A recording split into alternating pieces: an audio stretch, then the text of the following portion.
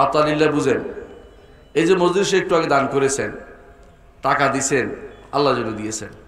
মানা আলিল্লাহ, আল্লাহর জন্য মানা করেছেন। কেমন? গান বাদ্য হচ্ছে টাকা দিব না, হারাম হচ্ছে টাকা দিব না, ছেলেকে মোবাইলটা কিনে দিব না, এটা আল্লাহর জন্য, অন্য কোনো কারণ নেই।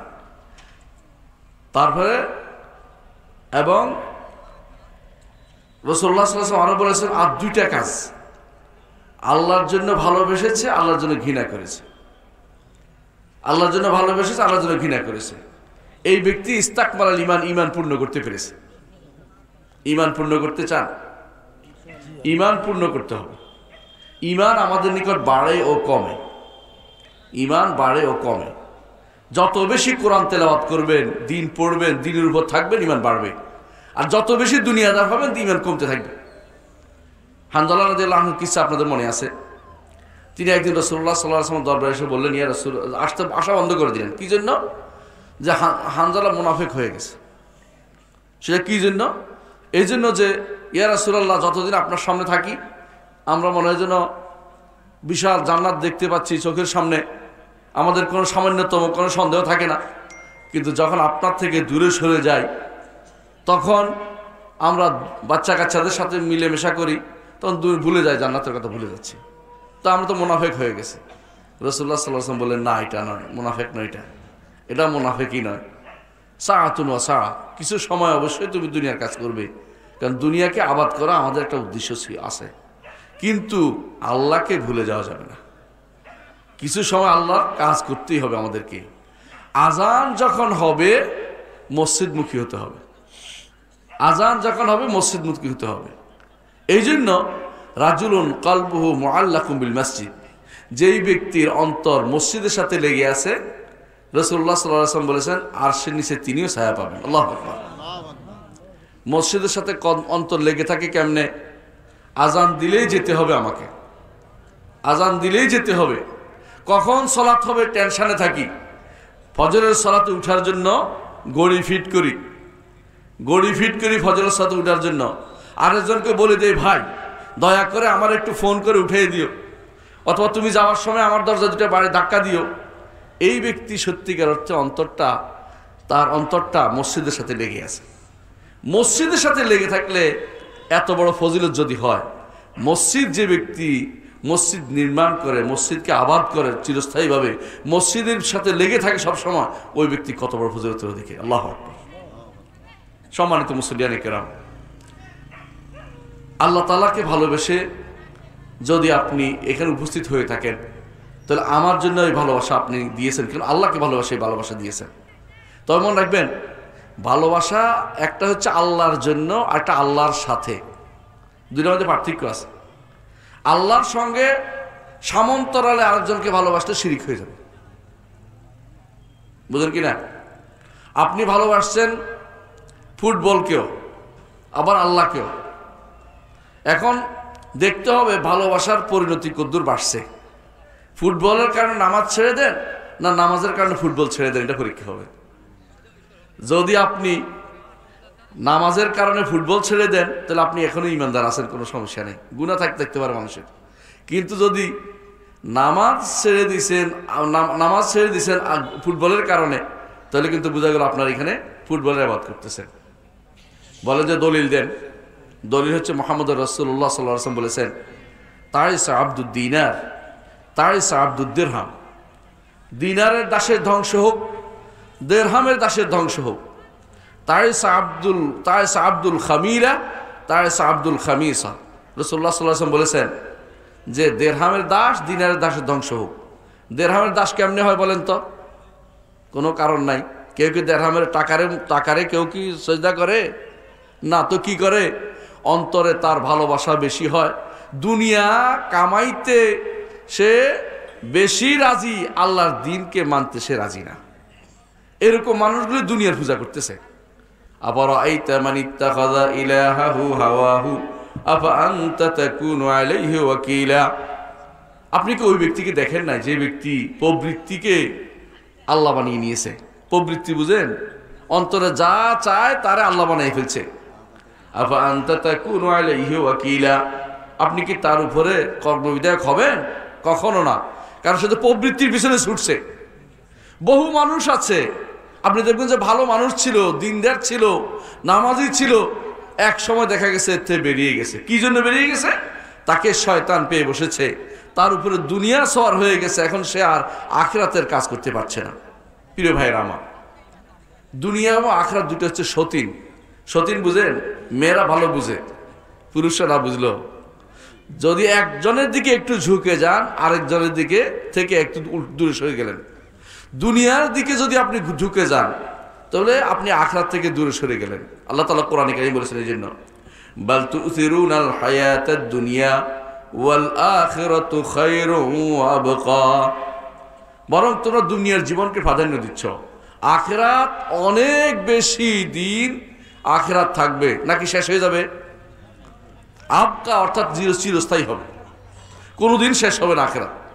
দুনিয়ার জীবন যদি মৃত্যু না থাকতো, মৃত্যু যদি না থাকতো, আপনি বলতেন যে দুনিয়াই শেষ। কারণ পৃথিবীর মায়া একবার ত্যাগ করলে ওখান থেকে আর রিটার্ন আসা যায় না, ওখান থেকে অসম্ভব রিটার্ন আসা যায় না। মানুষকে দিন রাত বলেও মানুষ ঠিক পরিবর্তন হয় না। দেখেন, আনাস রাদিয়াল্লাহু তাআলা আনহু বলেন, রাসূলুল্লাহ সাল্লাল্লাহু আলাইহি ওয়াসাল্লাম বলেছেন, কিয়ামতের মাঠে সবচেয়ে কম শাস্তিপ্রাপ্ত ব্যক্তিকে বলা হচ্ছে জনাব আব্দুল্লাহ। জি বলেন। বলছি যে তোমাকে যদি গোটা পৃথিবীর সমান সম্পদ দেওয়া হয় তুমি কি করবা বলো তো কিয়ামতের মাঠে? তো সে বলছে, গোটা পৃথিবীর সমান যদি সম্পদ আমাকে দেওয়া হয় আমি এখনই দিয়ে দিব, এখনই দিয়ে দিব, এখনই দিয়ে দিব, আমাকে খালি জাহান্নামের আযাব থেকে বাঁচাও না। অথচ এলাকায় মাদ্রাসা চলে, অথচ এলাকায় মসজিদ চলে, নিজের বাড়িতে পায়খানা ওই যে মোজাইকখানা করা আছে, মোজাইক প্লেট দিয়ে করা আছে, আছে না? বাথরুমগুলো কত সুন্দর করে প্লেট দিয়ে করা আছে, অথচ মসজিদের অবস্থা দেখেন। নিজের বাড়ি কত পরিষ্কার, মসজিদ পরিষ্কার নাই।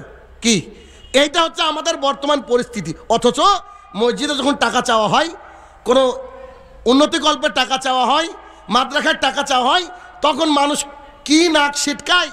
অথচ কিয়ামতের মাঠে বসে কি বলছে, আরে বাগমারা না, এশিয়া মহাদেশ না, গোটা পৃথিবী আমার থাকলে সবকে দান করে দিয়ে জাহান্নামের আগুন থেকে বাঁচতাম। ফেরেশতা বলছে, জানাব আপনাকে তো এত দূর বলা হয়নি, খালি বলেছিলাম যে সিলেটি রহমতুল্লাহ মাজারে যাইয়েন না, বলেছিলাম যে বড় হুজুরের কাছ থেকে তাবিজ নিয়েন না, তাও নিয়েছিলেন, এখন মজা চাখেন। তার মানে বোঝা যাচ্ছে যে কিয়ামতের মাঠে মানুষ সব দিয়ে নিচে বাঁচার চেষ্টা করবে, কিন্তু মানুষ বাঁচতে পারবে না। অথচ আল্লাহর জমিনে থাকা অবস্থায় বাঁচা কিন্তু সোজা, আল্লাহর জমিনে বাঁচা সোজা। দেখেন, আজকে যদি বেনাপোল বর্ডারে যান, গেদে বর্ডারে যান, হিলি বর্ডারে যান, বাংলাদেশের মানুষ যদি 1000 লোক দাঁড়িয়ে থাকে তো 999 জন রুগী, বৃদ্ধ বৃদ্ধ মানুষ আমাদের ওই চেন্নাই কোথায় কোথায় চলে যাচ্ছে বাঁচার তাগিদে। কিন্তু পৃথিবীর যেখানেই ট্রিটমেন্ট গ্রহণ করুক না কেন, আল্লাহর জমিনে কি কেউ চিরকাল বাঁচবে? বাঁচবে না। কিন্তু ও কবর থেকে বাঁচার চেষ্টা করছে।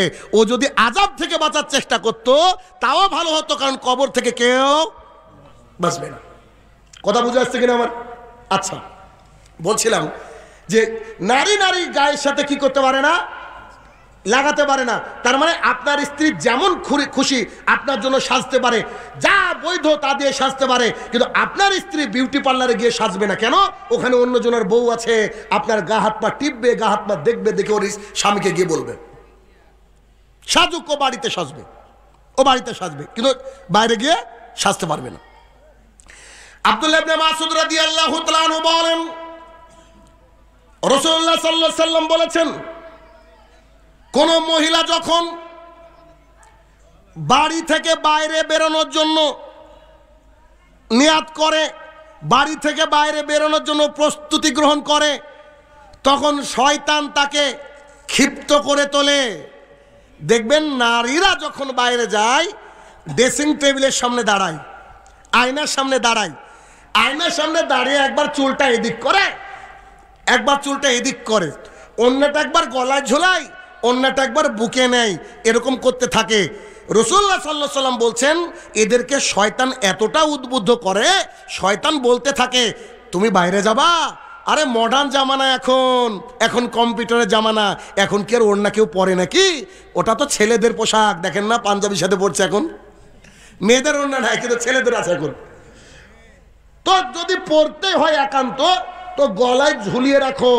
এরকম যত বাংলাদেশের মহিলা আছে, একেবারে শুরু থেকে শুরু করে, একেবারে গরিব থেকে শুরু করে মাল্টি মিলিয়নের পর্যন্ত, একেবারে মানে সরে পড়া থেকে শুরু করে পিএইচডি হোল্ডার পর্যন্ত কোন নারীকে যদি দেখেন যে বোরখা ছাড়া হাঁটছে, বুঝে নেবেন যে ওকে বাড়ির থেকে বেরোনোর সময় শয়তান সাজিখান দিয়েছে, মানে ইবলিসের সাজিখানে চলছে। ও ইবলিসের সাজিখানে চলছে। না ডাকেন দেখি কোন শিক্ষিতা নারী আছে আমার সামনে কথা বলুক এসে, ওর ক্ষমতা দেখি। তার মানে বোঝা যাচ্ছে যে মহিলারা যখন বাড়ির থেকে বেরোয়, শয়তান ওদেরকে কি করে, পেছনে লেগে থাকে। শয়তান বলে, আরে এমনি বেরাবা, চুলগুলোতে একটু শ্যাম্পু করো, চুলগুলো একটু বেশি ভালো লাগবে, এরকম করে করে শয়তান কি করে, উদ্বুদ্ধ করে। এর পেছনে কারণ কি? এর পেছনে কারণ দেখেন, আপনাকে কারণ দেখায়। আবু হুরায়রা রাদিয়াল্লাহু তাআলা আনহু বলেন, রাসূলুল্লাহ সাল্লাল্লাহু আলাইহি সাল্লাম বলেছেন, দুই শ্রেণীর মানুষকে আমি মুহাম্মদ সাল্লাল্লাহু আলাইহি সাল্লাম দেখিনি। দুই শ্রেণীর মানুষকে আমি মুহাম্মদ সাল্লাল্লাহু আলাইহি সাল্লাম দেখিনি। এক শ্রেণীর বেটা ছেলে, পুরুষ মানুষ, যাদের হাতে থাকবে গরুর লেজের মতো বাঁকানো লাঠি, তা দিয়ে মানুষকে মারবে। তারা জান্নাতে তো যাবে না, জান্নাতের গন্ধ পাবে না। দুই নেসাউন, মহিলারা, কাসিয়াতুন, পরে থাকবে, আরে আতুন, উলঙ্গ পোশাক। আশ্চর্য কথা বললেন, পোশাক আবার উলঙ্গ হয় নাকি? যে পোশাক যে উলঙ্গ হয়, আপনার মেয়েকে একবার খেয়াল করে দেখেছেন কি? সকালবেলায় যখন ভার্সিটির জন্য বেরাচ্ছে, টিউশনির জন্য যখন বেরাচ্ছে, ওর গায়ের জামাটা একেবারে গায়ের সাথে লেগে আছে, টাইট ফিট, এটাকে বলা হয় উলঙ্গ পোশাক। রাসূলুল্লাহ সাল্লাল্লাহু আলাইহি সাল্লাম বলছেন, নেসাউন, মহিলারা, কাসিয়াতুন, পরে থাকবে, আর এতুন, উলঙ্গ পোশাক, মাইলাতুল মামিলাত, রাস্তা দিয়ে এমন ভাবে হাঁটবে ও টার্গেটে থাকবে যেন পুরুষ আমাকে দেখে আর আমি পুরুষের দিকে ঝুঁকবো, এরকম করে রাস্তা দিয়ে হাঁটবে। রাসূল সাল্লাল্লাহু আলাইহি সাল্লাম বলছেন, এরা তো জান্নাতে যাবে না, জান্নাতের গন্ধ পাবে না। সাহাবায়ে কেরাম বলছেন, আল্লাহ রাসূল বলেন কি, জান্নাতের গন্ধ কত দূর থেকে পাওয়া যায় একটু বলেন না। তো বলছে 40 বছরের দূরের রাস্তা থেকে। 40 বছরের দূরের রাস্তা। আমার বাড়ি ভারতে, আসতে আমার 3 ঘন্টা 4 ঘন্টা সময় লাগে। 40 বছরে কত দূরে যাওয়া যায় বলেন তো? অত দূর থেকে জান্নাতের গন্ধ পাওয়া যায়। অথচ ওই নারী, যে নারী এভাবে বর্তমান জামানায় চলে, এরা তো জান্নাতে যাবে না, জান্নাতের গন্ধ পাবে না। গন্ধ কত দূর থেকে পাওয়া যায়? 40 বছরের দূরত্বের রাস্তা থেকে। চিন্তা করেন। এবার আপনি ভাবেন পরিস্থিতি কত ভয়াবহ।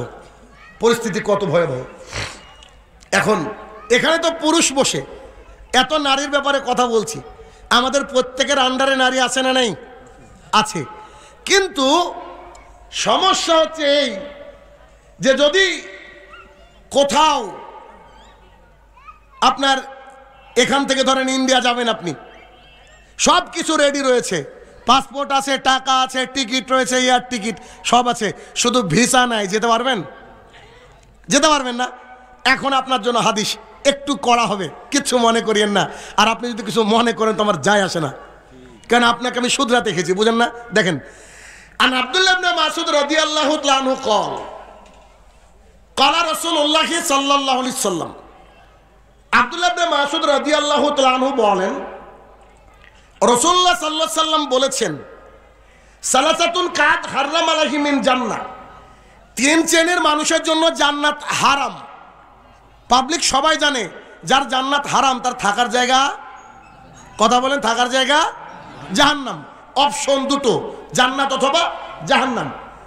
একেবারে স্পষ্ট হাদিস, কোন রকমের কোনো ব্যাখ্যায় অ্যাড করব না, আপনিও বুঝতে পারবেন। সালাসা মানে তিন, ওয়াহিদ, ইতনিন, সালাসা, আরবা, খামসা, সিত্তা, সাবাত, এভাবে পরপর করে গুনতে হয়। তো সালাসাতুন কাদ, 3 শ্রেণীর মানুষ, ওরা জান্নাতে যাবে না, ওদের জন্য জান্নাতকে হারাম করে দেওয়া হয়েছে।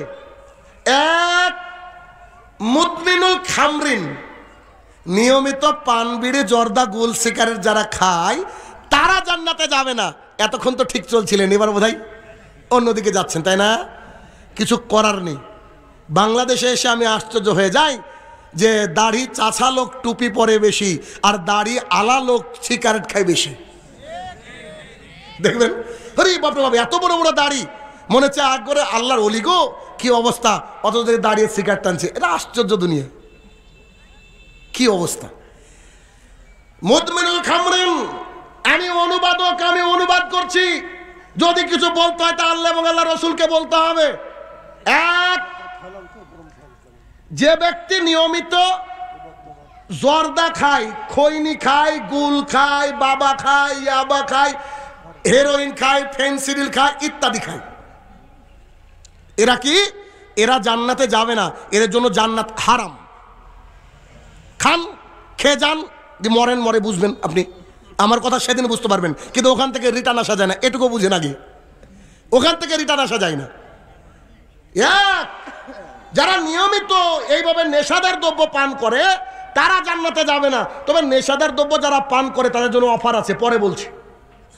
দুই, রাজুলাতাম মিন নিসাই, পুরুষের বেশধারী নারী জান্নাতে যাবে না। শুনতাম ভারতে নাকি জিন্স পরে মহিলারা, দেখেওছি বটে, কিন্তু ইদানিং দেখছি যে ভারতের চেয়ে বাংলাদেশে মহিলা বেশি জিন্স পরে, এরা নাকি আপডেট হয়েছে। পুরুষের বেশধারী নারী তাদের জন্য জান্নাত হারাম, মানে পুরুষের মতো জিন্সের প্যান্ট পরে, চুল কেটে এত ছোট করেছে, স্টেশনে দাঁড়িয়ে আছে, একজন ব্যক্তি গিয়ে বলছে ভাই কটা বাজছে, তো ঘুরে এক থাপ্পড় মেরে বলছে আই এম গার্ল। তোর হুঁশ নাই তো চিনবো কি করে?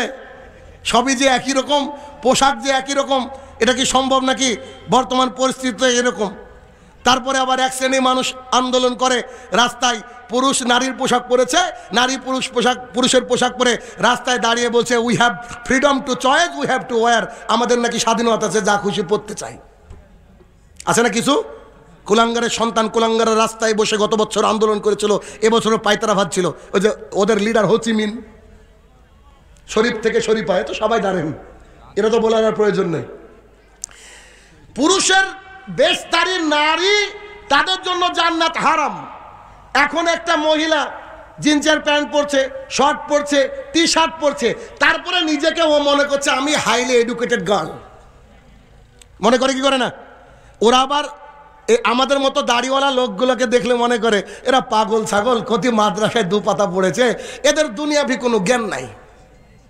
কি করে কি করে না, মনে চিন্তা করা যায়। এটা হচ্ছে বর্তমান অবস্থা নারীদের। তিন, আদ-দায়ুস লা ইয়াদখুলুল জান্নাহ, দায়ুস জান্নাতে যাবে না। সাহাবায়ে কেরাম আগের দুটো বুঝতে পারলেন, দায়ুস শব্দটা তাদের কাছে নতুন। তিনারা বলেন আল্লাহ, মিস্টার আব্বাসি বলছে কোরআন নাকি নাজিল হয়েছে শবে বরাতে।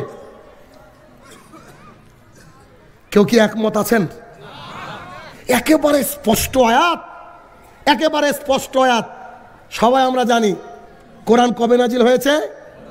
ইন্না আনজালনাহু ফি লাইলাতিল, আরে একেবারে স্পষ্ট আল্লাহ তাআলা বলছেন এই কোরআনকে আমি নাজিল করেছি কদরের রাত্রিতে, আর উনি শিখলেন শবে বরাতের রাত্রিতে। মিশকাত শরীফ হাদিস নম্বর 73, রাসূলুল্লাহ সাল্লাল্লাহু আলাইহি সাল্লাম বলছেন পৃথিবী সৃষ্টির 50,000 বছর আগে সবারই ভাগ্য লিখে রাখা হয়েছে। আবু হুরায়রা রাদিয়াল্লাহু তাআলা আনহু বলেন রাসূলুল্লাহ সাল্লাল্লাহু আলাইহি সাল্লাম বলেছেন যে সবারই ভাগ্য লিখে রাখা হয়েছে, কলম শুকিয়ে গেছে, নতুন করে আর ভাগ্য লিখে রাখা হবে না। অতএব যারা বলে এটা শবে বরাত অর্থাৎ ভাগ্য রজনী, এই শব্দটাই ভুল, এই শব্দটাই ভুল। তাহলে কি এই রাত্রে কি কোনো ফজিলত আছে? এবার আসেন আপনাকে দেখাই এটার কি, একটু দেখেন। আয়েশা রাদিয়াল্লাহু তাআলা আনহা বলেন আমি রাসূলুল্লাহ সাল্লাল্লাহু আলাইহি সাল্লামকে সবচেয়ে বেশি সিয়াম পালন করতে দেখেছি রমাদান মাসে, পূর্ণাঙ্গ মাস তিনি সিয়াম পালন করেছেন রমাদানে।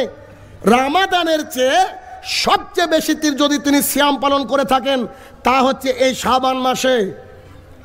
এ হাদিস থেকে প্রমাণ হয় রাসূল সাল্লাল্লাহু আলাইহি ওয়াসাল্লাম পূর্ণাঙ্গ মাস সিয়াম পালন করতেন শুধু এক মাস, সেই মাসের নাম কি? রমাদান। আর রমাদান বাদ দিয়ে যে মাসে সবচেয়ে বেশি সিয়াম পালন করতেন সেই মাসের নাম হচ্ছে শাবান, মানে আজকে যেটা শুরু হয়েছে। কেন? রাসূল সাল্লাল্লাহু আলাইহি ওয়াসাল্লামকে জিজ্ঞাসা করা হলো, ও আল্লাহ রাসূল সাল্লাল্লাহু আলাইহি ওয়াসাল্লাম আপনি এই মাসে এত বেশি সিয়াম পালন করেন কেন? তখন রাসূল সাল্লাল্লাহু আলাইহি ওয়াসাল্লাম বললেন, এই মাসে আল্লাহ তাআলার কাছে মানুষের বাৎসরিক আমলনামা পেশ করা হয়। সারা বছর কি করলাম তার আমলনামা আল্লাহর কাছে পেশ করা হয়। আপনার ভাষায় 2023 সালের যে আমরা যা করেছি সেই আমলনামা আল্লাহর কাছে পেশ করা হয় কোন মাসে? শাবান মাসে। রাসূল সাল্লাল্লাহু আলাইহি ওয়াসাল্লাম বলছেন, আমি আশাবাদী, আমি যদি রোজা অবস্থায় থাকি, সিয়াম অবস্থায় থাকি, আমার আল্লাহ যখন আমার রিপোর্ট কার্ড দেখবে, আমার দিকে তাকিয়ে দেখবে যে আমি রোজা অবস্থায় আছি, তাহলে নিশ্চিত আল্লাহ তাআলা আমার ওইখানে অনুগ্রহ করবে। তার মানে এই মাসে বেশি বেশি রোজা করতে হয়, এই মাসে বেশি বেশি সিয়াম পালন করতে হয়। তবে একটা হাদিসে আসছে, রাসূল সাল্লাল্লাহু আলাইহি ওয়াসাল্লাম বলছেন, প্রথম 15 দিন তোমরা সিয়াম পালন করো, প্রথমের দিকে করো, শেষের দিকে সিয়াম পালন করো না, রমাদানের সাথে তোমরা মিলিয়ে দিও না। তবে যাদের কাজা রোজা রয়েছে, যেমন মা বোনেদের রমাদানে কাজা রোজা থাকে, তারা যদি মিলিয়ে দেয় অসুবিধা নাই। কারণ যদি আপনার ওই বাড়তি এক্সট্রা যে রোজা থাকে, বা অনেক সময় মানুষ মানত করে, মানতের যদি কোনো সিয়াম থাকে, কাজা যদি সিয়াম থাকে, তাহলে শেষের দিকে করতে পারে। তবে 1 থেকে 15 তারিখ পর্যন্ত সিয়াম পালন করা সুন্নাহ। যাই রাসূল সাল্লাল্লাহু আলাইহি ওয়াসাল্লাম বেশিরভাগ সময় সিয়াম পালন করেছেন। তার মানে এই শাবান মাসের 1 নম্বর করণীয় কি? এই মাসে বেশি বেশি রোজা করতে হবে। ঠিক আছে না? রাজি আছেন তো নাকি? অনেক অনেক নাকি? অনেক। 1 2 একটা হাদিস আছে, একটা হাদিস, কিন্তু এই হাদিসের অপব্যাখ্যা হয়। আর 15 তারিখ রাত্রিবেলা বা 14 তারিখ দিবাগত রাত্রি, এই রাত্রিবেলায় যত রকমের যা চালু আছে এগুলার উপরে যতগুলো হাদিস গেছে প্রত্যেকটা হাদিস জাল অথবা জয়ীফ। কিন্তু একটা হাদিস গেছে হাসান পর্যায়ের। হাদিসটা কি? রাসূলুল্লাহ সাল্লাল্লাহু আলাইহি ওয়াসাল্লাম বলেন, ভালো করে শুনবেন স্পষ্ট, রাসূলুল্লাহ সাল্লাল্লাহু আলাইহি ওয়াসাল্লাম বলেন, 15ই শাবানের রাত্রিতে আল্লাহ তাআলা জমিনের দিকে তাকান। 15ই শাবানের রাত্রিতে আল্লাহ তাআলা জমিনের দিকে তাকান।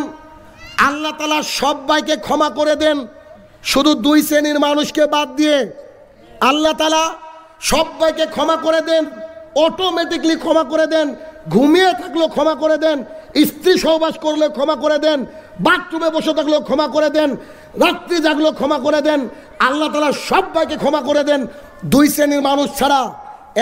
1, যারা মুশরিক তাদেরকে আল্লাহ ক্ষমা করে না। চণ্ডীদাস ক্ষমা পাবে না, মিস্টার পিটার ক্ষমা পাবে না, যে হুজুর তাবিজ বিক্রি করে এ হুজুর ক্ষমা পাবে না, যে লোকটা শাহজালাল সিলেটি রহমতুল্লাহ আলাইহির মাজারের পাশে দাঁড়িয়ে সন্তান চাই ও ক্ষমা পাবে না। তার মানে যে ব্যক্তি মুশরিক সে ব্যক্তি ক্ষমা পায় না। 2, যার অন্তরে হিংসা থাকে সে ক্ষমা পায় না, যার অন্তরে হিংসা থাকে সে ক্ষমা পায় না। 2 শ্রেণীর মানুষ ছাড়া আল্লাহ তাআলা এমনি এমনি সবাইকে ক্ষমা করে দেন। তার মানে নাকে সরিষার তেল দিয়ে যদি ঘুমিয়েও থাকেন 15ই শাবানে আল্লাহ তাআলা ক্ষমা করে দেবে, যদি এই 2টো গুণ আপনার মধ্যে না থাকে। 1, আপনি যদি মুশরিক না হন। 2, আপনার অন্তরে যদি হিংসা না থাকে। এখানে যে আটকে গেলেন, হিংসা কার নাই? আজকে এ আলেম ওর বিরুদ্ধে বলে, ওই আলেম আরেকজনের বিরুদ্ধে বলে। জি, এক আলেম আর এক আলেমের বিরুদ্ধে বলতে পারে, যে পথভ্রষ্ট আলেম তাকে জাতির সামনে চিনিয়ে দেওয়া আর এক আলেমের কর্তব্য এবং দায়িত্ব। কথা বোঝেননি? আপনাদের বাংলাদেশের জমিনে, আরে আপনাদেরই তো চাপায়ে বাড়ি, আব্দুর রাজ্জাক বিন ইউসুফ এমন একজন মানুষ, আজ পর্যন্ত দেখলাম না যে তিনি কথা বলতে গিয়ে কোনো কিচ্ছা কাহিনী বললেন। তিনার কথাই হয় এরকম, আবু হুরায়রা রাদিয়াল্লাহু তাআলা আনহু বলেন, আয়েশা রাদিয়াল্লাহু তাআলা আনহা বলেন, এরকম করে বলতে থাকেন। তাকে ওই যে কাফের গ্রুপ অফ ইন্ডাস্ট্রিজের মালিক যে বললাম, তার নাম কেন রাখলাম এর পেছনে কারণ, ও যাকে দেখে তাকে কাফের বলে। আব্দুর রাজ্জাককে বলছে কাফের, আরেকজনকে বলছে তোর বউ অটো তালাক, আরেকজনকে বলছে যারা ঈদে মিলাদুন নবী মানে না ওদের বউ অটো তালাক। তাহলে বর্তমানে যারা আমরা সবাই বসে আছি কারোর বউ নাই গো, সবাই অটো তালাকের মাল আমরা, তাই না? কারণ আমরা তো ঈদে মিলাদুন নবীর বিরুদ্ধে কথা বলি, মানি না। এরকম লোক আছে বাংলার জমিনে, এরকম আলেম আছে যাদের অন্তরটা একবারে হিংসায় গজ গজ গজ গজ করে, তারা ওই দিন ক্ষমা পাবে না। তার মানে ক্ষমা সে ঘুরিয়ে ফিরে আমরাই পাবো, বুঝেননি? সবে বরাতে ক্ষমা কারা পাবে? ঘুরে পুরো আমরাই পাবো। কেন? আমরা তাবিজকে হারাম মনে করি, তাবিজকে শিরক মনে করি, মাজারে সেজদা দেওয়াকে মুশরিকর নীতি মনে করি। দুই, আমাদের মধ্যে হিংসা বিদ্বেষ আছে, কথা সত্য। তবে যদি এ মাসে ক্ষমা পেতে চান তো নিশ্চিতভাবে হিংসা বিদ্বেষকে একেবারে মানে কবর দিয়ে দেন। যদি দিতে পারি তাহলে নিশ্চিত আমাদের আমল আল্লাহর কাছে গৃহীত হবে। অতএব এই মাসের আমল বুঝতে পারলেন কি? এ মাসের একটাই আমল কি বলেন তো? বেশি বেশি সিয়াম পালন করা, ব্যাস এতটুকুই, এতটুকুই। আর ওই রাত্রিতে ক্ষমা যদি আল্লাহ করে, অটো ক্ষমা, কিছু দরকার নাই, অটো। আচ্ছা, এই গেল। এরপর আমরা যে আল্লাহর জমিনে আছি, আমাদের আমলগুলো আল্লাহর কাছে নিয়ে যেতে হবে, এবং আল্লাহ যদি গ্রহণ করে আমল, তবে আমরা ওখান থেকে বেনিফিট লাভ করব। নইলে কি আমরা বেনিফিট পাবো? পাবো কি? দেখেন, বর্তমান জামানার অন্যতম রোগ হচ্ছে গীবত, ব্যাকবাইটিং, মানুষের পিছে কথা বলা। রাসূলুল্লাহ সাল্লাল্লাহু আলাইহি সাল্লামকে জিজ্ঞাসা করা হলো, আল্লাহ রাসূল সাল্লাল্লাহু আলাইহি সাল্লাম আপনি বলেন তো কে অসহায়, কে নিঃস্ব? তখন মুহাম্মদ সাল্লাল্লাহু আলাইহি সাল্লাম বলছেন, মুহাম্মদ সাল্লাল্লাহু আলাইহি সাল্লাম তাদেরকে জিজ্ঞাসা করছেন যে তোমরা কি জানো যে কে হচ্ছে নিঃস্ব, কে হচ্ছে অসহায়?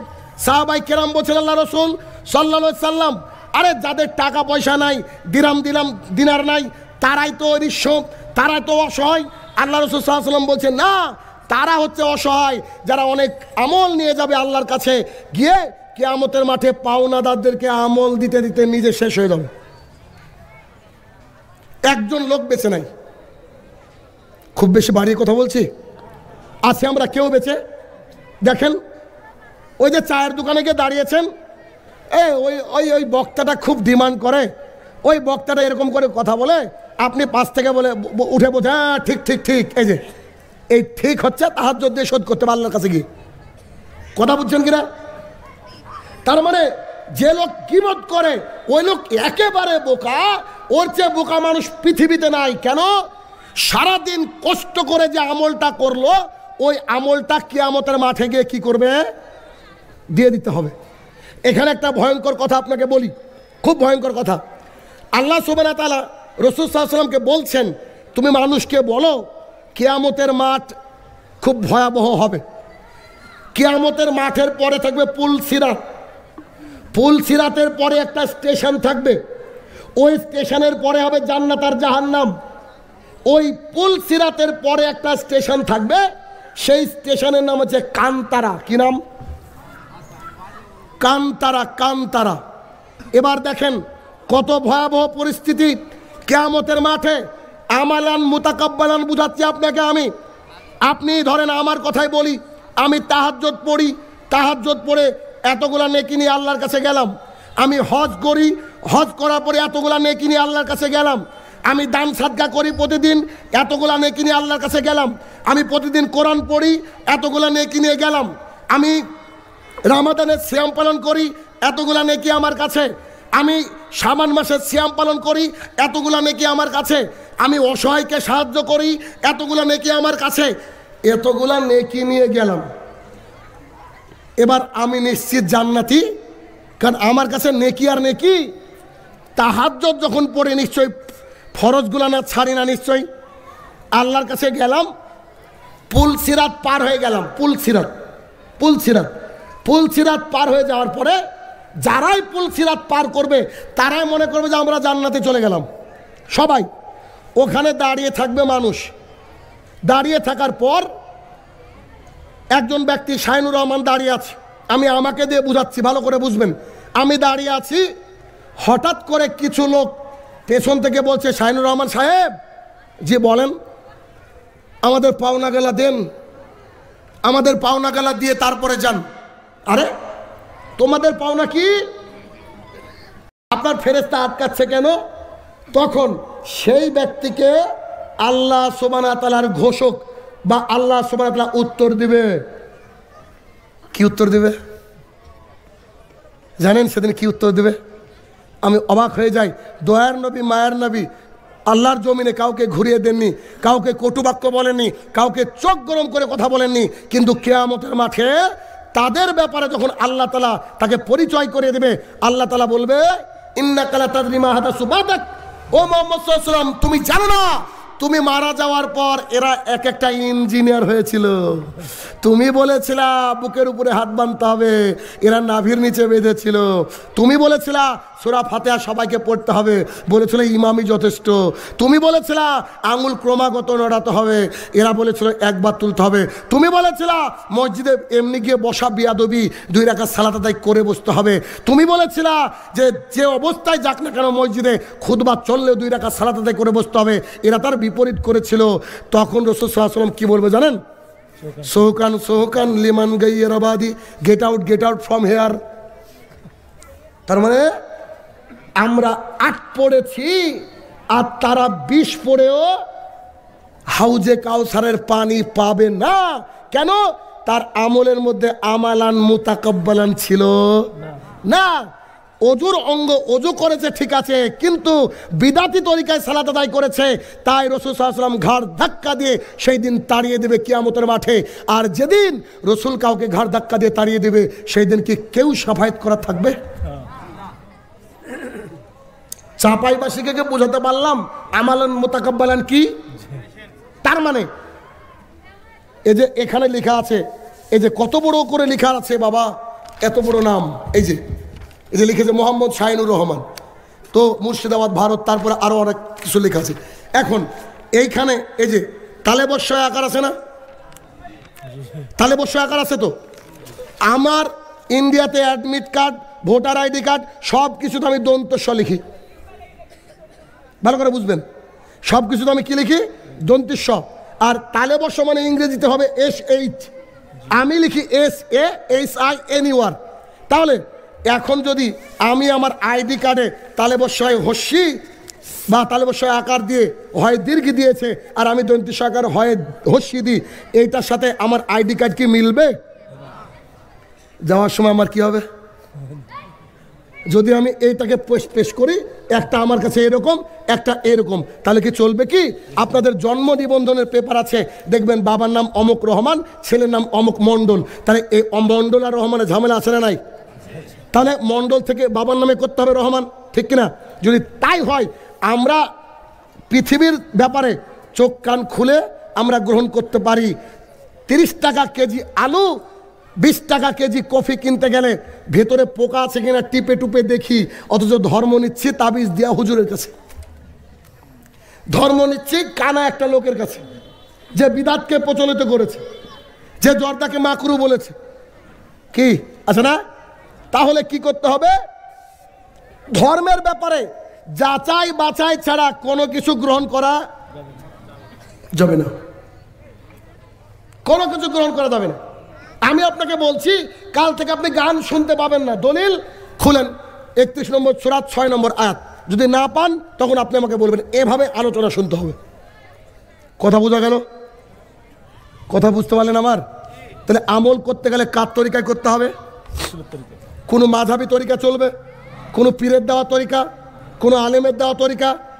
আহলুল হাদিস একমাত্র আল্লাহর জমিনের দল যারা মানুষের রচিত বিধানকে সাইডে রেখে কোরআন এবং সুন্নাহকে নির্ভেজাল মানে, এর নাম হচ্ছে আহলুল হাদিস। একটা কথা বলে বক্তৃতার শেষের দিকে যাব বা শেষ করব, সেটা কি? একেবারে স্পষ্ট কথা, ভালো করে শুনেন। আহলুল হাদিস হতে গেলে, আমালান মুতাকাব্বালান করতে গেলে কি হয়? আমার যে গ্রামে বাড়ি, ওই গ্রামে বিয়ে করেছি আমি। আচ্ছা, আমার বাড়ির থেকে আমার শ্বশুর বাড়িতে যেতে সময় লাগে 1 মিনিট। ক মিনিট? তো আমার স্ত্রী তার দাদার কাছে মানুষ, তো আমার বাড়ির থেকে তার দাদার বাড়িতে যেতে লাগে 2 মিনিট অথবা 3 মিনিট। ও তার দাদার বাড়ির সামনে একটা বড় মসজিদ আছে, যে মসজিদে আমরা আমিন বলার কারণে আমাদেরকে বের করে দেওয়া হয়েছে। কারণ মসজিদ আল্লাহর ঘর, কিন্তু আমাদের মসজিদ আল্লাহ না, ওদের বাপের। আছে না এরকম অনেক মসজিদ? আপনার তো জন্মগত আহলে হাদিস বোধহয়, কিন্তু ভাই আমাদের ওই সৌভাগ্য হয়নি। আমরা ওই উঁচু উঁচু টুপিওয়ালা এলাকার লোক, বুঝলেন না? তো আমাদেরকে বের করে দিয়েছে। তো তারা তো বিদাতি তরিকায় চলে। আমার স্ত্রী করেছে কি, একটা ব্যাগ নিয়ে ব্যাগের মধ্যে একটা বাটন মোবাইল ছিল, নিয়ে গিয়েছে। তো ব্যাগের তলাটা ফুটো, বুঝতে পারেনি, মোবাইল পড়ে গিয়েছে, হারিয়ে গেছে মোবাইল। তো মোবাইল হারিয়ে গিয়েছে, যেহেতু তার দাদার বাড়িটা একেবারে মসজিদের সামনে, তো মানুষ এক দুই কান করে কথা ছড়িয়ে যায়। তো শুনেছে যে মোবাইলটা হারিয়ে গিয়েছে। তো আমাকে ফোন করে বলছে অন্য মোবাইল থেকে, আরে মোবাইলটা নিয়ে এসেছিলাম, হারিয়ে গেছে। তা আমি বললাম ফোন লাগিয়ে দেখো। তো দেখছে ফোন লাগিয়ে সুইচ অফ। তার মানে ভালো লোকই পেয়েছে, বুঝতে পারছেন না? তো সুইচ অফ, আচ্ছা ঠিক আছে ভালো। এক দুই কান করতে করতে ওই মসজিদ পর্যন্ত কথাটা পৌঁছে গিয়েছে। এশার নামাজের আগে মাগরিবের সময় আমার স্ত্রী চলে গিয়েছে। রাত্রিবেলায় ছেলেকে ঘুম দেবো, আমরা ঘুমাবো, মশারি খাটাচ্ছি, মশারি টাঙাচ্ছি, মশারি বুঝেন না, মশারি টাঙাচ্ছি। চট করে দেখছি ওই যে বড় মসজিদ, ওইখান থেকে ঘোষণা আসছে শাইনুর রহমানের একটা মোবাইল হারিয়ে গিয়েছে, আপনারা যদি কেউ পেয়ে থাকেন তার বাড়িতে জমা দেবেন অথবা মসজিদে জমা দেবেন। আসসালামু আলাইকুম, শাইনুর রহমানের একটা মোবাইল হারিয়ে গিয়েছে, যদি কেউ পেয়ে থাকেন তার বাড়িতে দিবেন অথবা মসজিদে দিবেন। এরকম ঘোষণা হয়? আচ্ছা, যেই এই কথা বলেছে আমি, তার ঘোষণা শেষ, আর আমি এভাবে বলছি, আমার স্ত্রী আছে, ছেলে আছে, আমি এভাবে বলছি, আল্লাহ শাইনুর রহমানের মোবাইল হারিয়ে গিয়েছে, শাইনুর রহমান যেন মোবাইল না পাই। আমার স্ত্রী হাদিসটা জানতো না। আমার স্ত্রী বলছে, এই যে তোমার মোবাইলের কথা বলছে, তো তুমি বদদুয়া করছো মানে? আমি তাকে বলছি আমি 13খানা হাদিস জানি যেখানে রাসূল সাল্লাল্লাহু আলাইহি ওয়াসাল্লাম বলছেন মসজিদ থেকে কেউ যদি কোনো হারানোর সংবাদ প্রচার করে তার বদদুয়া করতে হবে। ওয়া শাইনুর রহমান হোক আর ওর বাপের মোবাইল হোক, বদদুয়া তো হবেই। কথা বুঝেননি? এটা হচ্ছে আমালান মুতাকাব্বালান, আল্লাহর কাছে কবুলিয়াত হবে এমন আমল। তার মানে আমরা আমাদের ইচ্ছা মতো চলতে পারি না, কোরআন এবং সুন্নাহ মোতাবেক চলবো। তাতে যদি আল্লাহর জমিনে কেউ গেড়ে আমাদেরকে মাটির মধ্যে ঢুকে দেয়, তারপর আমরা কোরআন এবং সুন্নাহ নিয়েই মরতে চাই। অতএব এতক্ষণ যা বোঝানোর চেষ্টা করলাম, আমল করলেই হবে না, আমালান মুতাকাব্বালান হতে পারে, তবে আল্লাহর কাছে কবুল হবে। আজকের বক্তৃতার শেষ হাদিস, আনাস রাদিয়াল্লাহু তাআলা আনহু বলেন, রাসূলুল্লাহ সাল্লাল্লাহু আলাইহি ওয়াসাল্লাম বলেছেন, আল্লাহর রাস্তায় কেউ যদি একদিন রোজা করে, আল্লাহর রাস্তায় কেউ যদি একদিন সিয়াম পালন করে, জাহান্নাম তার থেকে 500 বছরের দূরে চলে যায়। একদিন রোজা করলে জাহান্নাম কত বছরের দূরে চলে যায়? 500 বছরের দূরে চলে যায়। কিন্তু শবে বরাতের একটা রোজা করলে তার জন্য জাহান্নাম কাছে চলে আসে। কথা বুঝতে পারেননি? একটা রোজা আপনি যদি মনে করেন আজকে রোজা থাকবো, এমনি আজকে রোজা থাকলে জাহান্নাম কোথায় চলে যাবে? 500 বছরের দূরে। কিন্তু বিদআতি তরিকায় যে রোজার কথা, যে সিয়ামের কথা, যে আমলের কথা রাসূল সাল্লাল্লাহু আলাইহি ওয়াসাল্লাম বলেননি, সে আমল করলে যেতে হবে জাহান্নামে। আমালান মুতাকাব্বালান। হে আমার প্রতিপালক, এতক্ষণ যে কথা বললাম মাবুদ, প্রত্যেকটা কথার জন্য আমরা সবাই আমলে নিতে পারি। আল্লাহ তুমি সেই তৌফিক আদা করো, আল্লাহুম্মা আমিন। হে আমার প্রতিপালক, মাটির তলে যারা আছে তাদের অবস্থা কি জানি না, তারা যদি ক্ষমার যোগ্য হয় তাকে তুমি ক্ষমা দান করো, আল্লাহুম্মা আমিন। হে আমার প্রতিপালক, আমাদেরকে বেশি বেশি আমল করার, আমানাল মুতাকাব্বালান করার জন্য অন্তরকে প্রশস্ততা দান করো, আল্লাহুম্মা আমিন। হে আমার প্রতিপালক, যে আমার যুবক ভাইরা এই চন্দ্রনারায়ণপুরে আয়োজন করেছে, আল্লাহ কিয়ামত পর্যন্ত যতদিন তাদেরকে বাঁচিয়ে রাখবা মাবুদ, একেবারে ইমানি হালাতে সাহাবায়ে কেরামের মতো ইমান নিয়ে মরার তৌফিক আদা করো, আল্লাহুম্মা আমিন। হে আমার প্রতিপালক, যারা আজকে আলোচনা শুনলো তাদের পারিবারিক যে সমস্যা বা নানা রকমের যে মানুষ রোগে জর্জরিত, সমস্ত কিছুর শেফা দান করবে বলা তুমি, আল্লাহ তুমি শেফা দান করো, পারিবারিক এই অঘটন থেকে মানুষকে দূরে রাখো, আল্লাহুম্মা আমিন। আসসালামু আলাইকুম রহমতুল্লাহি ওয়া বারাকাতুহু।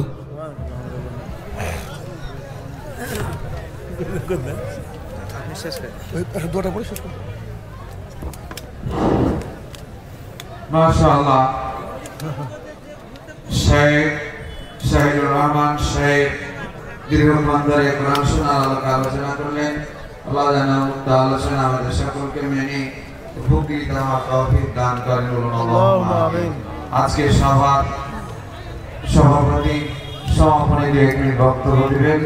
যেহেতু উনি কথা বলতে পারেনি প্রথমে না আসার কারণে, এজন্য সমাপনী বক্তব্য দিয়ে 1 মিনিট দিয়ে সুন্নতি দোয়া বলে বৈঠক থামবেন।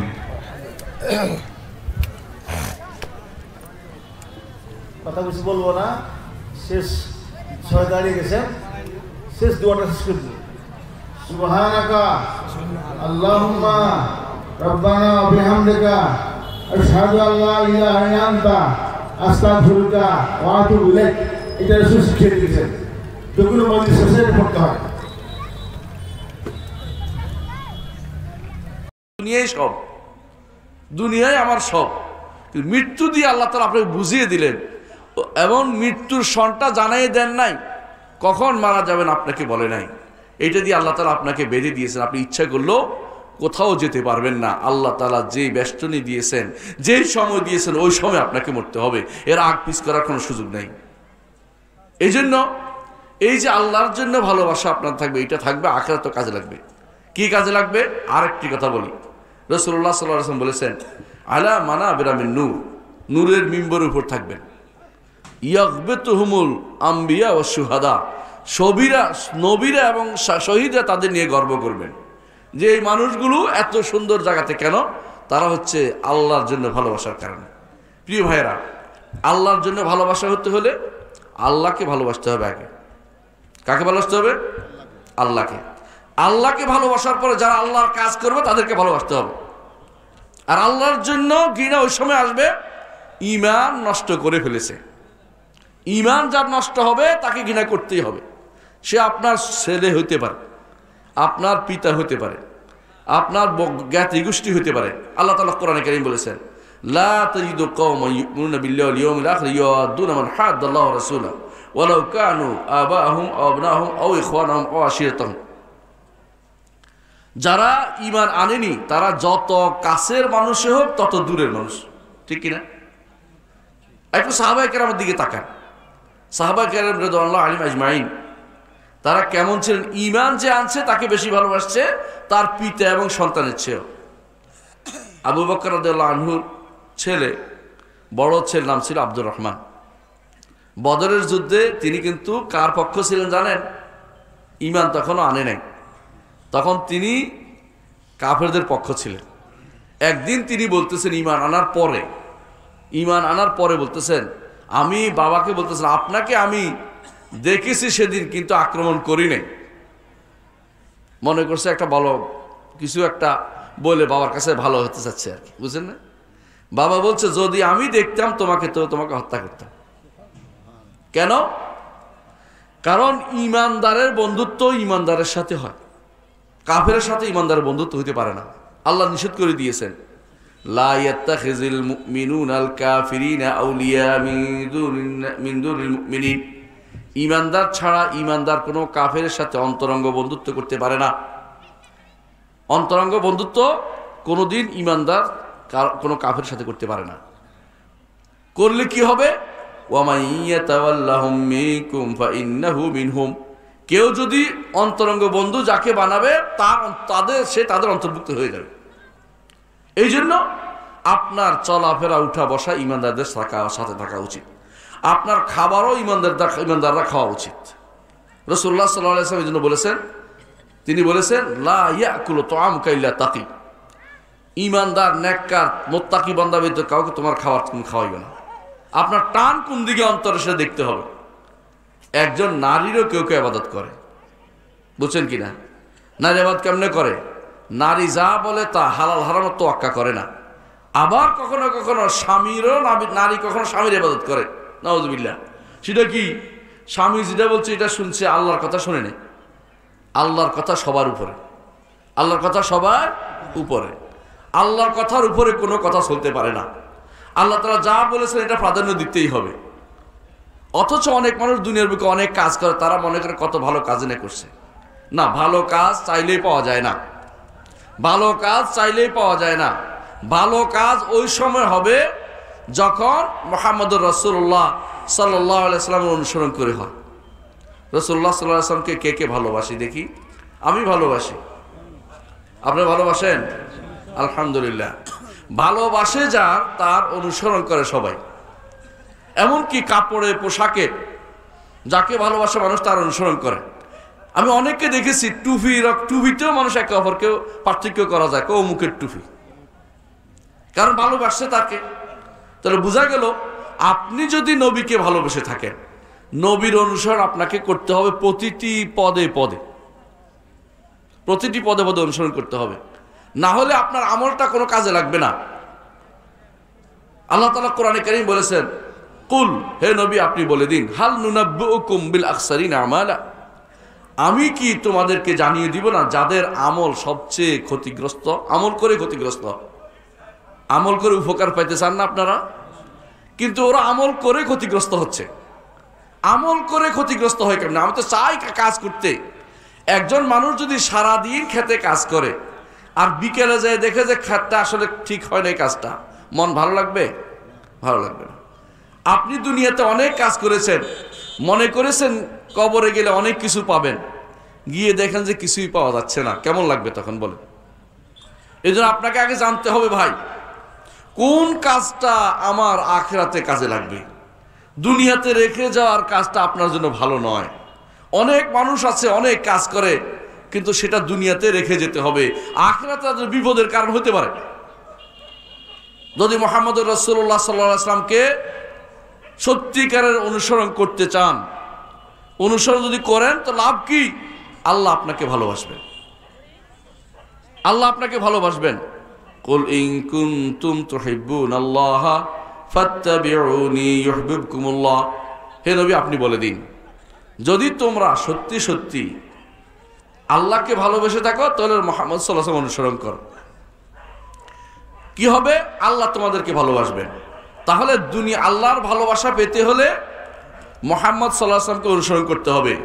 ঈমানদার নারী পুরুষ সবার উপর কর্তব্য হচ্ছে মুহাম্মদ সাল্লাল্লাহু আলাইহি ওয়াসাল্লামকে অনুসরণ করা।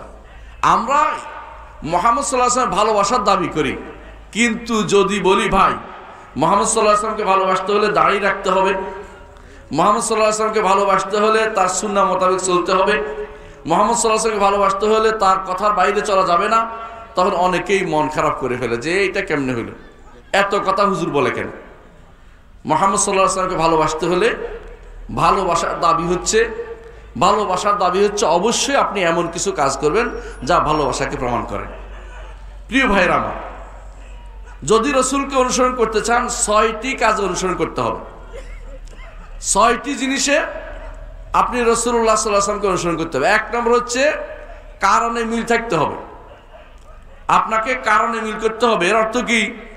কোন কারণে রসুল কোন কাজটা করেছে এইটা আপনাকে মিল করে চলতে হবে। যদি দেখেন যে মিলে নাই, তাহলে এটা আপনার জন্য সওয়াবের কাজ হবে না। আজকে একটা রাত্রি সাধারণত মানুষ বলে থাকে, জানেন কি এই রাত্রিটার নাম কি? অনেকেই সারা দুনিয়াতে প্রচার করতেছে মেরাজের রাত্রি। মুহাম্মদুর রাসূলুল্লাহ সাল্লাল্লাহু আলাইহি ওয়াসাল্লাম এই রাত্রি পালন করেন নাই, অথচ এই রাত্রি নির্ধারিতও না। মেরাজ কোন রাত্রিতে হয়েছে কোনো কিতাবে নির্ধারিত নাই, কোন মাসে হয়েছে এটাও নির্ধারিত নাই। মেরাজ হয়েছে রাসূলুল্লাহ সাল্লাল্লাহু আলাইহি ওয়াসাল্লাম যেই বছর নবুয়তের 10ম বছরে, যেই বছর তার স্ত্রী খাদিজা রাদিয়াল্লাহু আনহা দুনিয়া থেকে চলে গেছেন, সেই বছর মেরাজ হয়েছে। হিজরি নবুয়তের 10ম বছরে, যেই বছর আবু তালেব মারা গেছেন, সেই বছর মেরাজ হয়েছে। কিন্তু মেরাজ কোন তারিখ হয়েছে, কোন দিন হয়েছে, কোন মাস হয়েছে, এইটা নির্ধারণ করার সুযোগ কারো নাই, কারণ এইটা তারা পালন করে নাই। আপনি যদি পালন না করে ভুলে যাওয়ার কথা। এই জন্য মুহাম্মদুর রাসূলুল্লাহ সাল্লাল্লাহু আলাইহি ওয়াসাল্লাম এই মেরাজের কারণে তিনি কোনো উৎসব করেন নাই, মেরাজের কারণে তিনি কোনো কিছু পালন করেন নাই, রাত্রি জাগরণ করেন নাই, মেরাজের কারণে অতিরিক্ত কিছু তিনি আমাদেরকে জানান নাই। সুতরাং এইটা আপনি যদি রসুলকে অনুসরণ করেন এইটা করতে পারবেন না, মেরাজ আপনি মানতে পারবেন না। মেরাজ মানবেন কিন্তু মেরাজের এই পালন করতে পারবেন না। মেরাজ তো অনেক বিশাল কিছু না, অবশ্যই বিশাল কিছু। আপনারা কেউ কি 7 আসমান ভেদ করে উপরে যাইতে পারছেন? কেউ কোনো পৃথিবীর কোনো মানুষ যেতে পারছে না। 2 জন গিয়েছিলেন, একজন হচ্ছেন ঈসা আলাইহিস সালাতু ওয়াস সালাম, আসমান ভেদ করে গিয়ে বেশি উপরে যান নাই। কদ্দূর গেছেন? 4র্থ আসমানে যাইয়া সেখানে আছেন, আর এখনো নামেন না, একসময় নেমে আসবেন, এটা বিশ্বাস করি আমরা। আর একজন হচ্ছেন মুহাম্মদুর রাসূলুল্লাহ সাল্লাল্লাহু আলাইহি ওয়াসাল্লাম, জীবদ্দশায় তিনি আরশ পর্যন্ত গিয়েছেন, আল্লাহকে, আল্লাহর নূর দেখেছেন, আল্লাহর সাথে কথোপকথন করেছেন, সালাত নিয়ে এসেছেন, যার মাধ্যমে আল্লাহর সাথে আমাদের প্রতিটি কথার জবাব দেন আল্লাহ তাআলা, তার মাধ্যমে আল্লাহর সাথে আমাদের কথোপকথন হয়, সেটা তিনি নিয়ে এসেছেন। মুহাম্মদুর রাসূলুল্লাহ সাল্লাল্লাহু আলাইহি ওয়াসাল্লাম তিনি গেছেন শুধুমাত্র মেরাজে, আর কেউ মেরাজে যেতে পারে নাই। এটা তার বিশেষ একটা বৈশিষ্ট্য, এইটার একটা বিশেষ তার মুজিজা, যেটা তার আয়াত, নিদর্শন, নবুয়তের নিদর্শন তিনি জানিয়েছেন। এক রাত্রিতে গেছেন মেরাজ। এখন মানুষ কোন তারার আলো বলে যে এই তারার আলো পৃথিবীতে আসতে 1000 বছর লেগে যাবে, কোনোটা বলে এত 1000 বছর লাগবে, বুঝছেন তো? তারার আলোর গতি কত বেশি। সেখানে মুহাম্মদুর রাসূলুল্লাহ সাল্লাল্লাহু আলাইহি ওয়াসাল্লাম যে এই সপ্ত আসমান ভেদ করে উপরে গেলেন, আবার ফিরে আসলেন, কত গতিতে গেছেন আপনি কি বলতে পারবেন? কত বড় গতিতে। আমার মতো সাইজে যদি আরেকটা কেউ থাকতো, তাহলে আমি আমার স্ত্রীর পক্ষে তার স্বামী কোনটা আইডেন্টিফাই করা বিপদ, মহা বিপদ হয়ে যেত। আমার ছেলেমেয়ের পক্ষে তাদের আব্বা কোনটা খুঁজে বের করা বিপদ, মহা বিপদ হয়ে যেত। এই বিপদ থেকে বাঁচানোর জন্য আল্লাহ একটা মানুষের চেহারা আর কারো মতো করেননি। জয় বলুন আল্লাহু আকবার। চিন্তা করেছেন, আমি আজকে মাহফিল করে প্রাইভেট কার নিয়ে যাচ্ছি, বাড়িতে গিয়ে সব দেখছি ঘুমিয়ে পড়েছে। যখন দরজায় নক করব, তখন আমার স্ত্রী বেরিয়ে আসবে। আমি যখন লম্বা সালাম দেব, তার আগে যদি সে বলে কে, তাহলে আমি বলবো আমি বাড়িতে আসছি, আসসালামু আলাইকুম, দরজা খোলো। তাহলে সে আমার কণ্ঠস্বর শুনে ভেতরে থেকেই বুঝতে পারবে যে মাওলানা সাহেব বাড়িতে ফিরেছে, নিশ্চিন্তে দরজা খুলে দিবে। আমি বাড়িতে প্রবেশ করব, বিছানায় শুয়ে গেলাম, আলহামদুলিল্লাহ। যদি আমার মতো কণ্ঠওয়ালা আরো কোনো মানুষ থাকতো, তাহলে আমার মতো কণ্ঠওয়ালা মানুষ যদি আরো কেউ থাকতো, তাহলে আমি এখন দলিলে অবস্থান করছি, ব্যাকআপ পেশার একজন মানুষ দরজায় নক করতো, আমার স্ত্রীর সরল মনে দরজা খুলে দিতেন, আমার সর্বনাশ হয়ে যেত। সর্বনাশের দুনিয়ার মানুষের সামনে না আসে, বিপর্যয় যেন না নেমে আসে, এই জন্য এক একজন মানুষের চেহারা এক এক রকম করে দিয়েছেন আল্লাহ, এক একজন মানুষের কণ্ঠস্বর এক এক রকম করে দিয়েছেন আল্লাহ। চিন্তার খোরাক নেওয়া দরকার। জয় বলুন আল্লাহু আকবার। সম্মানিত ভাই সব, যখন ইমানদারদেরকে জান্নাতের দরজায় নিয়ে যাওয়া হবে, তখন তারা হাসতে হাসতে জান্নাতের দিকে এগিয়ে যাবে। ফুতিহাত আবওয়াবুহা, জান্নাতের দরজা খুলে যাবে। আল্লাহু আকবার, আল্লাহু আকবার, আল্লাহু আকবার। জান্নাতের দরজা খুলে যাবে। ফুতিহাত আবওয়াবুহা وقال لهم خزنتها, খাজানাত শব্দের অর্থ হচ্ছে প্রহরী, রক্ষী। জান্নাতের দরজায় একদল ফেরেশতা গার্ড অফ অনার প্রদান করার জন্য আল্লাহর বান্দাদের, মাটির মানুষদেরকে জান্নাতে বরণ করার জন্য ওয়েলকাম, মোস্ট ওয়েলকাম, আহলান সাহলান মারহাবান, স্বাগতম, সুস্বাগতম জানাবার জন্য আল্লাহর ফেরেশতারা দাঁড়িয়ে থাকবেন। তারা মধুর কণ্ঠে বলে উঠবেন, সালামুন আলাইকুম তিবতুম ফাদখুলুহা খালিদিন। হে আল্লাহর বান্দারা, আপনাদেরকে জান্নাতে বরণ করার জন্য আল্লাহর হুকুমে আমরা দাঁড়িয়ে আছি, প্রবেশ করুন। ফাদখুলুহা, জান্নাতে প্রবেশ করুন। খালিদিন, চিরদিনের জন্য জান্নাতে প্রবেশ করুন। জান্নাতে আজ প্রবেশ করবেন, কোনদিন আর বাহির হওয়া লাগবে না। সবাই বলবো আলহামদুলিল্লাহ, আলহামদুলিল্লাহ। আমরা সেই জান্নাতের জন্যই যা কিছু করছি, কি বলেন ঠিক কিনা বাবা? ঠিক। সেই জান্নাত পাওয়ার জন্যই যুবকেরা জেগে আছে, আমার ভাইয়েরা জেগে আছেন, আমার মুরব্বীরা জেগে আছেন, আমার মা বোনেরা জেগে আছেন, আমার ছোট ছোট বাচ্চারা জেগে আছেন। হাজীপাড়া আহলে হাদিস ইসলামী মসজিদ মোহনপুর উপজেলার মধ্যে একটি ঐতিহ্যবাহী মসজিদ, ঐতিহ্যবাহী সমাজের প্রতিনিধিত্ব করছে এই মসজিদটি। এই মসজিদে 5 ওয়াক্ত সালাতে মা বোনরা হাজির হন, মসজিদে গিয়ে মা বোনেরা জামাতে সালাত আদায় করেন। বাজানেরা, ভাইরা, একটু এগিয়ে আল্লাহর রাস্তে একটু বলতে চাচ্ছিলাম যে কথা, মরেই তো যেতে হবে, দুনিয়া থেকে তো চলে যেতেই হবে। আসুন না কিছু ভালো কাজ করে যাই, যার কারণে আমরা জান্নাত সহজেই পেয়ে যাই। আল্লাহর নবী জনাবে মুহাম্মদুর রাসূলুল্লাহ সাল্লাল্লাহু আলাইহি ওয়াসাল্লামের সাহাবী হযরত আবু হুরায়রা রাদিয়াল্লাহু তাআলা আনহু বলেন, আন আবি হুরায়রা রাদিয়াল্লাহু তাআলা আনহু قال قال رسول الله صلى الله عليه وسلم إذا مات الإنسان انقطع عنه ماله إلا من ثلاثة إلا من صدقة جارية أو علم ينتفع به أو ولد صالح يدعو له। رواه মুসলিম। সহিহ মুসলিমের একটি হাদিস, সহিহ সনদে বর্ণিত হাদিস, হযরত আবু হুরায়রা বর্ণিত হাদিস। তিনি বলেন, বিশ্বনবী মুহাম্মদ সাল্লাল্লাহু আলাইহি ওয়াসাল্লাম ইরশাদ করেছেন, হে আল্লাহর বান্দারা শোনো, তিনটা কাজ করো, বেঁচে থাকতে তিনটা কাজ করো। যদি তিনটা কাজ করে বেঁচে থাকো, বেঁচে থাকতেও সওয়াব পেতেই থাকবা, যদি মরে যাও কবরে সওয়াব পেতেই থাকবা। 1 নাম্বার সাদকায়ে জারিয়া, 2 নাম্বার কোরআনের বিদ্যা বিস্তারের ব্যবস্থা করা, সহিহ হাদিসের বিদ্যা বিস্তারের ব্যবস্থা করা, 3 নাম্বার নেককার সন্তান তৈরি করে রেখে যাওয়া। আলহামদুলিল্লাহ, আপনারা এই হাজীপাড়া জামে আহলে হাদিস জামে মসজিদ নির্মাণ করেছেন। এই মসজিদে 5 ওয়াক্ত আযান চলছে, জামাত চলছে, মা বোনরা 5 ওয়াক্ত জামাতে শামিল হচ্ছেন, এই ঈদ জুমার সালাতে শামিল হচ্ছেন, ঈদ রমজানের তারাবিহের সালাতে শামিল হচ্ছেন, ঈদের জামাতে শামিল হচ্ছেন। সবটাই সাদকায়ে জারিয়া, সাদকায়ে জারিয়ার নিয়তে আপনারা আজকে আল্লাহর হস্তে মসজিদের জন্য মুক্ত হস্তে কিছু দান নিয়ে আসবেন। এর আগে আপনারা অনেক দান করেছেন, আমি অত্যন্ত খুশি হয়েছি। আলহামদুলিল্লাহ, জাযাকাল্লাহ। একজন ভাই কে যেন 1700 টাকা দান করেছেন। আল্লাহ ভাইটার দান কবুল করে নেন, হায়াত দারাজ করে দেন, আর রিজকে বরকত দিয়ে দেন। আমিন, আল্লাহুম্মা আমিন। আল্লাহ আপনার এক বান্দা। আল্লাহর সন্তুষ্টি অর্জন করতে হলে ঈমান আমাদের থাকতে হবে, শিরিক থেকে মুক্ত থাকতে হবে, বেদাত থেকে মুক্ত থাকতে হবে। আজকে আমি শুধু বেদাতের বিষয়ে কিছু আলোচনা করছি এই জন্য, কারণ মানুষ শিরিক থেকে যত তাড়াতাড়ি বাঁচতে পারে, বেদাত থেকে বাঁচতে পারে না। বেদাত মনে করে এটা তো কিছু না কিছু তো আছেই। হয়তো দেখবেন যে আমি এখানে মাজলিস শেষ করেছি, আপনাদের অনেকের মন ভরে নেই, কেউ যে আরেকটু দোয়া দেয় এত করলেন না।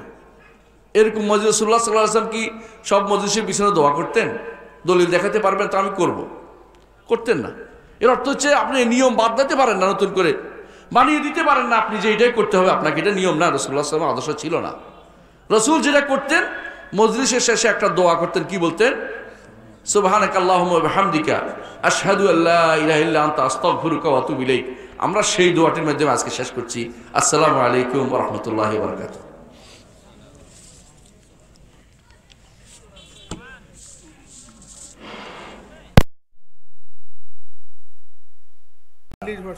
তারপরে ইংলিশ ভার্সন এই বই বিশ্বের বিভিন্ন জায়গায় পৌঁছেছে। মালদ্বীপের ধর্মমন্ত্রী ডক্টর শাহিম আলী সাঈদের হাতে আমরা এই বই মালদ্বীপ সফরকালীন সময়ে পৌঁছে দিয়েছিলাম। মালদ্বীপের ধর্মমন্ত্রী বলছিলেন, এই বই ছাপিয়ে গোটা বিশ্বে আমি বিতরণ করব। হাদিস অস্বীকারীদের সংশয় নিরসন। এক শ্রেণীর লোক আসছে, তারা হাদিস অস্বীকার করছে। প্রফেসর ডক্টর আসাদুল্লাহ গালিব স্যারের বড় ছেলে ডক্টর আহমদ আবদুল্লাহ সাকিব, হাদিস ফাউন্ডেশন শিক্ষা বোর্ডের মাননীয় চেয়ারম্যান, ওনার লেখা বই হাদিস অস্বীকারীদের সংশয় নিরসন। এই বইগুলি ওখানে গাড়িতে আছে। ইসলামিক খেলাফত ও নেতৃত্ব নির্বাচন। আজকে এই রাজনীতি নিয়ে অনেক কথা। ইসলামী খেলাফত, নেতৃত্ব নির্বাচন কোরআন সুন্নাহ ভিত্তিতে। লোক নাই এখানে। একটা বাচ্চাকে জিজ্ঞাসা করলো, বলে দেবে এটা 2024 8ই ফেব্রুয়ারি, তাই না? সবাই জানে। আরবি কত সাল চলছে? সামনে আজকে বাগমারার লোককে প্রশ্ন আমার, আরবি কত সাল চলছে? যারা বসে আছেন ইন ফ্রন্ট অফ মাইন্ড আমার সামনে, তারা বলুন।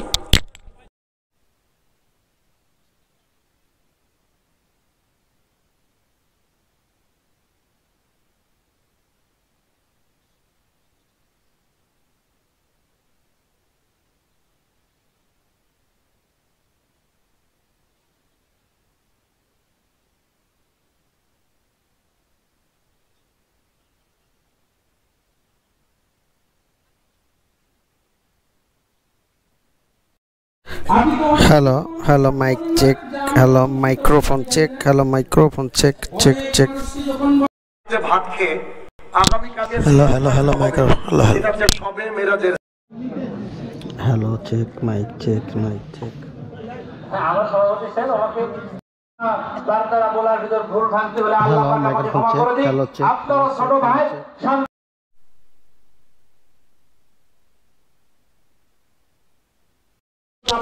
Hello microphone check mic check check check check.